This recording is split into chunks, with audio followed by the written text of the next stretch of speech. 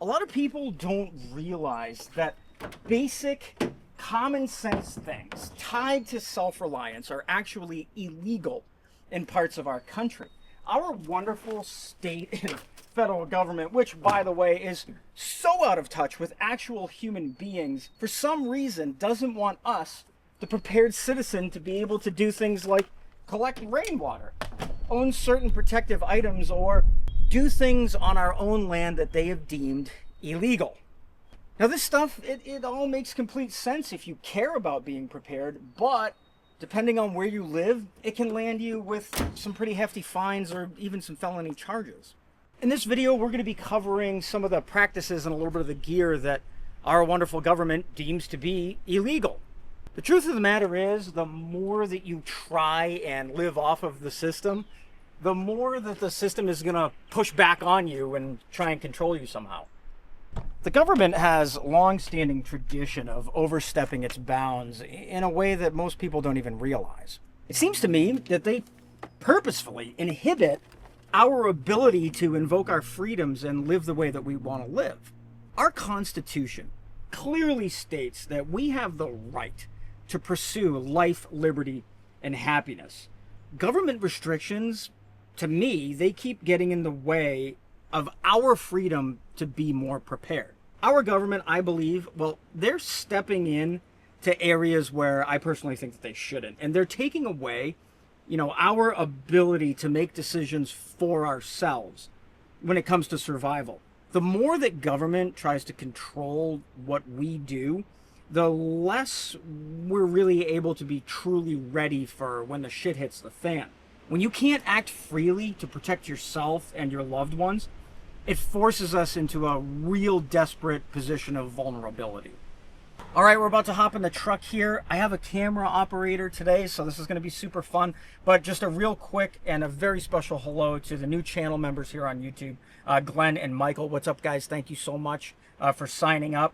And also to our new members, Glenn and Nate, over on Patreon.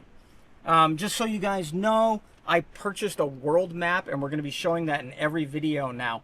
And we're going to be putting a pin to show where all of our members are from. I don't need specifics. I don't need to know what town you live in. Just roughly where. Let me know down in the comments. And I want to say a big hello to a lot of new subscribers from Australia, New Zealand, and friggin' Norway. It means so much to me that all of you people around the world are enjoying my videos. So thank you one and all for tuning in. Rainwater. Let's talk about this for a minute. I've come to understand and recognize that collecting rainwater for free to a prepper is like winning the lottery. And I can tell you right now, if Holly looks up at the sky there, it is about to rain. Now myself, I have no interest in collecting rainwater. I just don't. We have plenty of water around where I live. But from the research that I've done, I have noticed that it is an extremely cost-effective way of getting water for your gardens or even to drink. And it's a pretty simple method that, can really help you out in a long-term survival situation. Now, here's something that I didn't know. Collecting rainwater in states like Colorado, it's illegal if you collect more than 110 gallons of water. That seems like a lot of water, but at the same time, why is it illegal to collect free water from the rain? Well, according to Colorado, it's because they own the rain. It's part of their water management system, apparently. I don't get that. In Utah, you can actually collect up to 2,500 gallons of water. You just need to have a permit. And in Arkansas, you can collect rainwater as much as you want, but you just have to meet all of the local, plumbing guidelines or building codes. And the number 2 commie state in the United States, California, they actually encourage you to collect rainwater. It blows my mind. Now, we don't know exactly what's going to happen or when it's going to happen or how that tragedy is going to be delivered to us, but I can say this. We should be able to collect rainwater. We should be able to store that in our own underground systems, and it should be on us as human beings if we were to get sick from drinking that water. Yeah, definitely on us, right? But when the government steps in and inhibits our abilities to do basic things like collecting water, it actually hamstrings us to be the perfect prepared citizen. I'm going to dive real quick into ballistic gear and Kevlar before we get into that more fun stuff. Plate carriers and Kevlar have become extremely popular in the prepared citizen community. You'd think that owning ballistic protection would be a right, and in some cases that's true, but in other cases it's not. Some states put severe restrictions on owning or purchasing body armor. No surprise out there, California happens to be one of them. And you can't legally own or buy any kind of body armor in California if you have ever been convicted of a felony. Walk a camel down Palm Canyon Drive in Palm Springs between 4 and 6 p.m. Boom, you're an instant felon. Can't own ballistics armor whatsoever. Now, I'm not sure if that's a felony, but it is a pretty stupid law that California has. New York State has also banned owning ballistics armor. And the real question that I have is, why? It doesn't make any sense to me because criminals clearly do not follow the laws. They're just going to buy these in another state or order them online and have them shipped to their local meth house. I don't understand these laws. Let's talk for a minute here about these guys right here. These super dangerous, highly regulated 30-round magazines.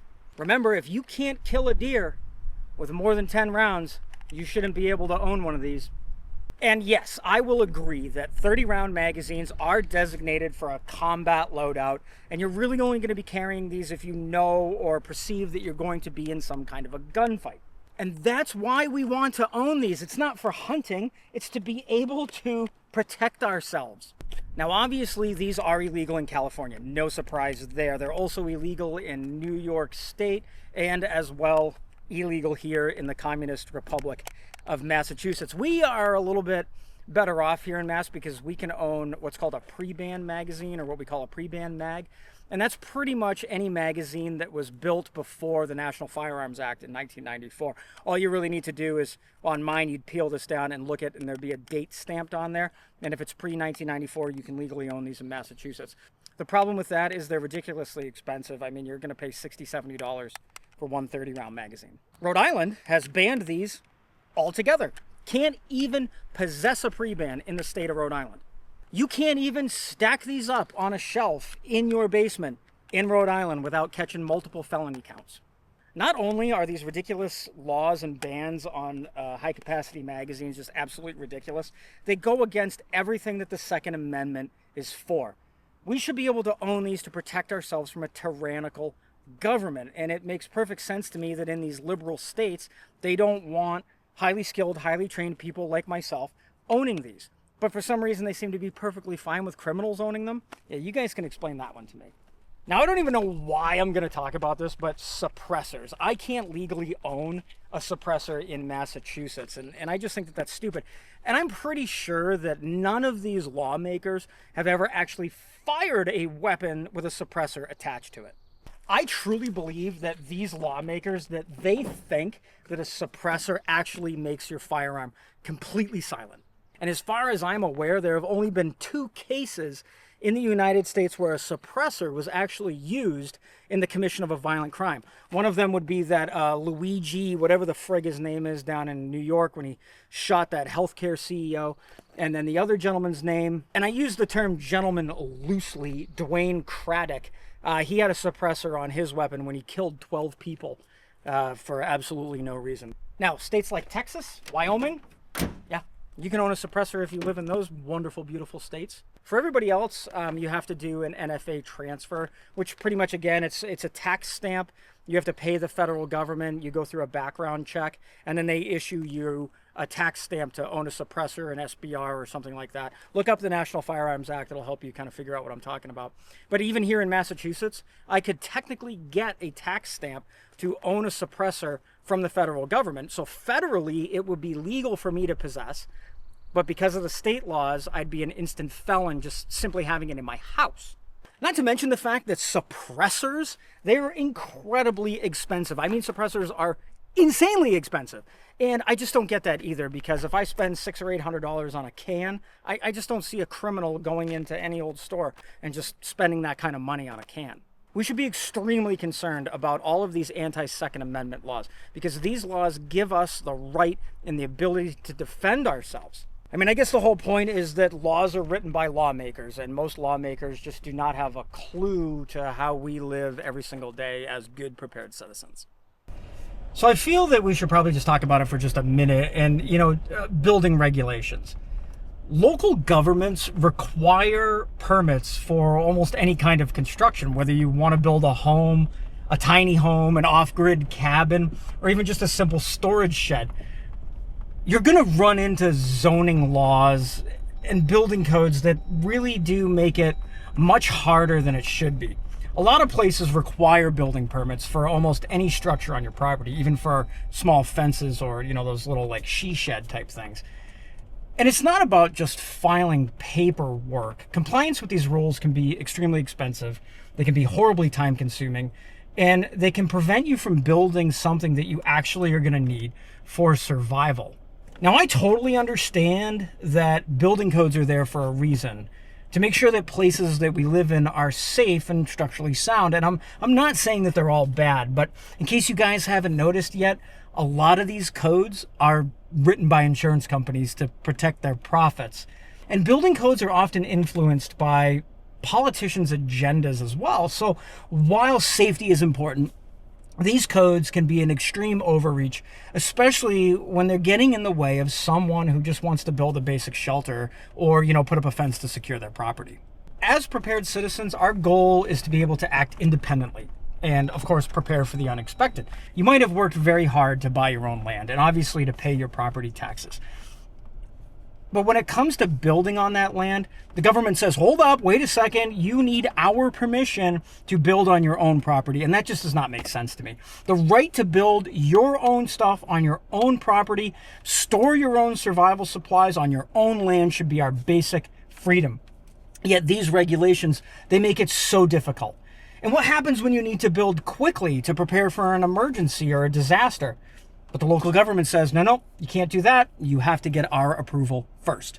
This is the reality that as prepared citizens, we have to deal with day in and day out. And what are the consequences if we try and bypass all of these stupid things? Fines, penalties, these are all common. And in some areas, you're actually going to be forced to tear down that structure if you didn't get those proper permits, which means you've spent your time and your hard-earned money building something that the government can just say, nope, we're going to take that down. These are the same governments that are supposed to be protecting our rights, and they could just care less about you or I.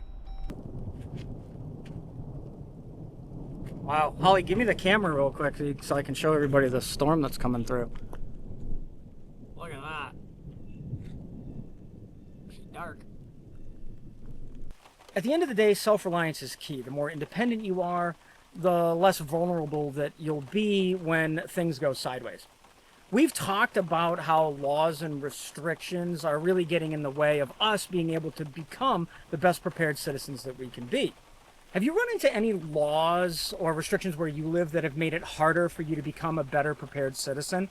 Maybe you had trouble with some zoning laws, or you've run into issues, with your town or your local government. Drop a comment below and let me know the problems that you guys have faced. What have been the biggest obstacles for you, and how did you deal with them? While you're down there commenting, don't forget to like and subscribe to this channel. I'm out here collecting rainwater for all of you. Don't forget to check out memberships here on YouTube or over on Patreon. Wow. I think it's my time to wrap the video up. So yeah, head over to Patreon before I get struck by lightning. Sign up over there. All members get early access to videos and ad-free videos. And trust me, folks, you cannot beat that. At the end of the day, being prepared isn't just about gathering gear and hoarding bunches of food. It's about knowing your rights, understanding what's standing in your way, and staying ahead of that curve. I'm going to go ahead and get out of this rain. Ladies and gentlemen, remember, the best time to prepare was yesterday, and the second best time is today, standing out in the rain for all of you. All right, I got one more thing for you. Answer me this. How much wood could a woodchuck chuck if a woodchuck really could chuck wood?